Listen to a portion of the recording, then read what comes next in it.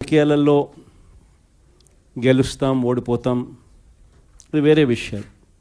కానీ ఈ రోజుకి కూడా ఖచ్చితంగా ఒకటైతే చెప్తాను, వైఎస్ఆర్ కాంగ్రెస్ పార్టీకి సంబంధించిన ఏ నాయకుడైనా కూడా, ఏ జెడ్పీటీసీ అయినా, ఏ ఎంపీటీసీ అయినా, ఏ సర్పంచ్ అయినా, ఏ వార్డు మెంబర్ అయినా, ఏ కార్యకర్త అయినా కూడా, జిల్లా స్థాయి నుంచి గ్రామ స్థాయి వరకు ఏ నాయకుడైనా, ఏ కార్యకర్త అయినా కూడా గర్వంగా కాలర్ ఎగరేసుకొని ఏ ఇంటికైనా వెళ్ళి ఆ ఇంట్లో చిక్కటి చిరునవ్వుల మధ్య వాళ్ళ ఆశీస్సులు తీసుకునే కెపాసిటీ, వాళ్ళ ఆశీస్సులు తీసుకునే పరిస్థితి ఏ నాయకుడికైనా ఉంది అని అంటే అది ఒక్క వైఎస్ఆర్ కాంగ్రెస్ పార్టీ నాయకులకు మాత్రమే ఉందని గర్వంగా చెప్పగలం.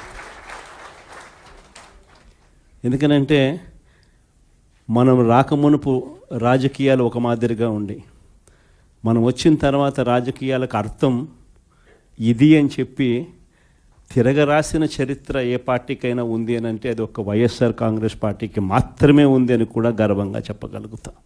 మనమంతా ప్రజల తరపున వాళ్లకు తోడుగా నిలబడాల్సిన సమయం వచ్చింది.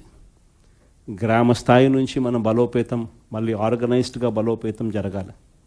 జిల్లా స్థాయిలోనూ, మండల స్థాయిలోనూ, గ్రామ స్థాయిలోనూ, ప్రతి స్థాయిలోనూ కూడా మనమంతా కూడా క్యాడర్ను మొత్తం ఏకం చేయాలి, ఆర్గనైజ్డ్ పద్ధతిలోకి తీసుకొని రావాలి.